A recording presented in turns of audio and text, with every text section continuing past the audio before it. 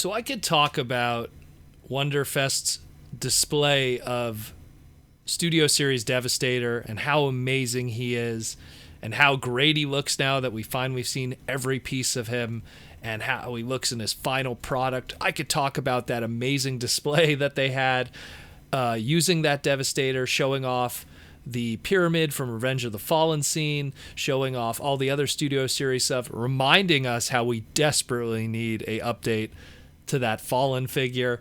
The one that was on display confused some people. It's actually just the Hunt for the Decepticon Fallen figure from Japan. They, it had little redecos, but it wasn't that much greater than the one that we already got. I'm desperate. We need a new Studio Series Fallen. I guess it's coming one day.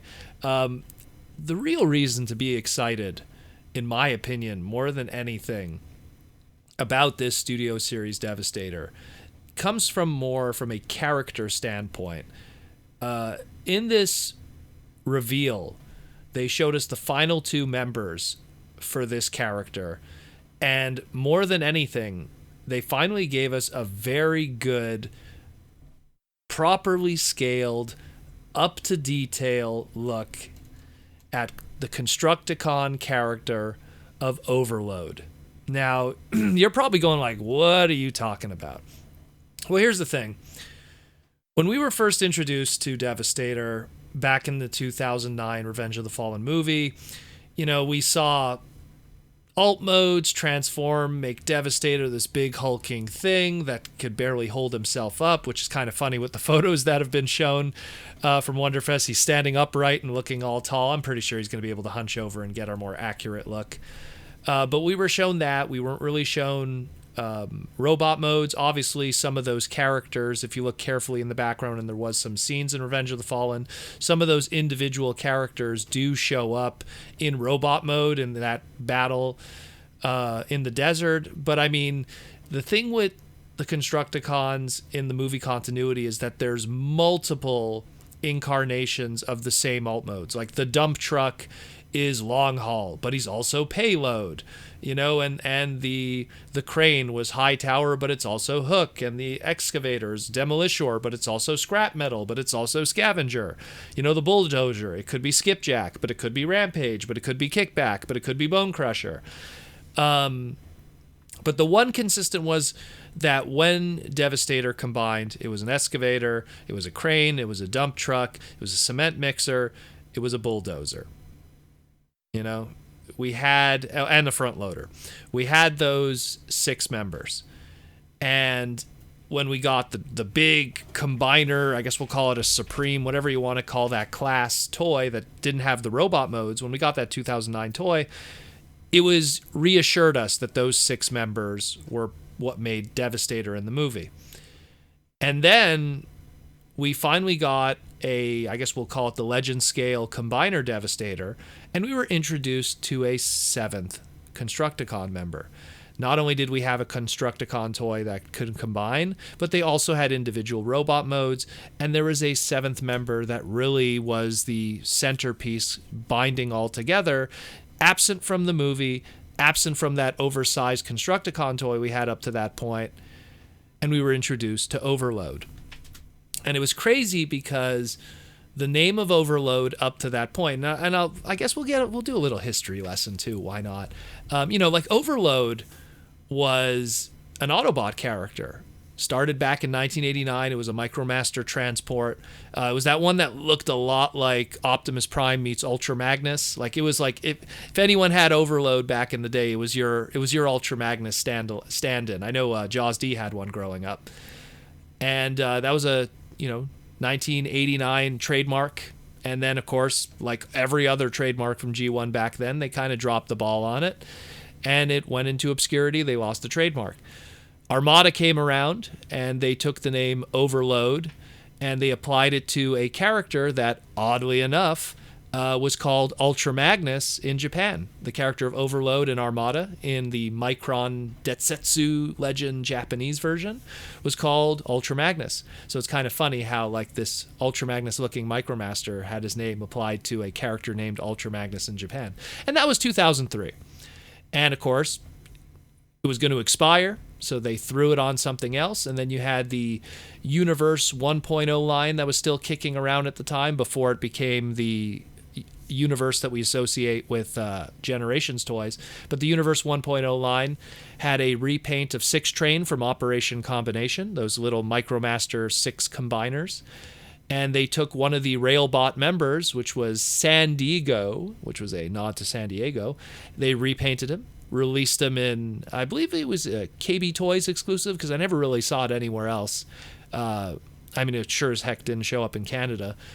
But every time I went to the States, I always saw it in KB Toys. But he was renamed Overload, and that was a 2005-2006 trademark. Again, keeping it alive. And then, in 2008, we're knee-deep in the movie continuity, and they were like, hey, we got to keep some trademarks while this movie continuity stuff is going. So in 2008, during the Universe 2.0 line, which was now using classic characters, they brought back that old Armada character, slapped it on the Cybertron Defense Scattershot mold from Cybertron, called it Overload, and that was that. That was in 2009. 2008 going into 2009. And then we get to that Revenge of the Fallen character. Up to this point, everything I listed just now was an Autobot character, and they introduce us to Overload, this truck kind of payload character. I guess an articulated dump truck, if you will. Looks like one.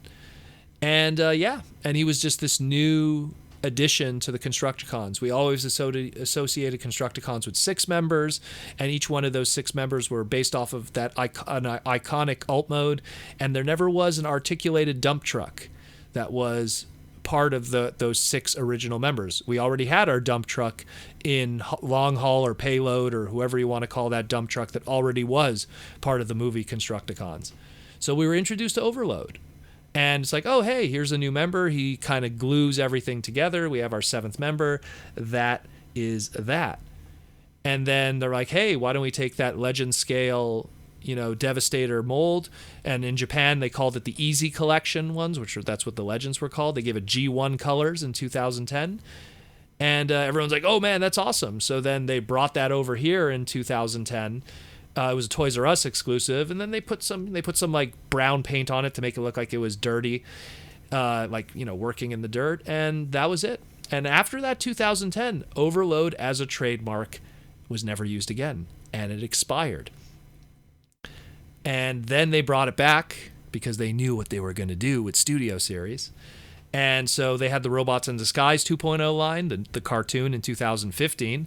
But in 2016, they slapped it onto another Decepticon. And so you had Overload, and I believe he came with that minicon named Backtrack. And he was the guy with the mohawk in that new cartoon. And that was that. And that was, 2016. Trademark expires in 2019. 2020 rolls around, re-trademark it, and here we are today, 2020, and we got a brand new Overload. And we finally get to see him full size. We finally get to see him in all his detail. Keep in mind, all we knew of this character was a little Legend scale, limited detail. And, Legends, they are what they are, especially when it comes to a movie design, how limited they can be. So now we have them, full balls out. And more importantly, it's a leader class. So that means we got like all the details, and it's an oversized character. There's no price for it right now, but we're assuming if it's a leader class, it's probably going to be in that 6,800 yen bubble that Japan usually goes with leader classes. What's interesting, too, is he actually carries the grinder weapon that Devastator used in the movie. The grinder weapon was, that thing behind his head that sucked up everything, like sucked up all the sand and stuff. And, so it looks like this is going to be pretty awesome. And he's probably the most exciting thing and the most interesting thing about all of this is to finally get a proper, fully detailed version of this character. Like all the multiple arms and weapons and everything, all that stuff that in a lot of ways was kind of lost on that original version all those years ago. Because again, that old mold, man, was not not very detailed. But again, it was a legend scale. It was a legend scale. There was only so much that you could take from it, and his appearances in the comic books were extremely limited. He was only in one issue of the IDW comic books. It was Tales of the Fallen, and not colored very properly, not much detail. So it's really nice to finally see him in full detail, everything of that manner, and get to know this character better on a physical level, if you will. And this is awesome, and that's why I'm excited about this more than anything, is that finally this bizarre character that really was the glue that binded Devastator together in the movie continuity is finally introduced properly in a visual form.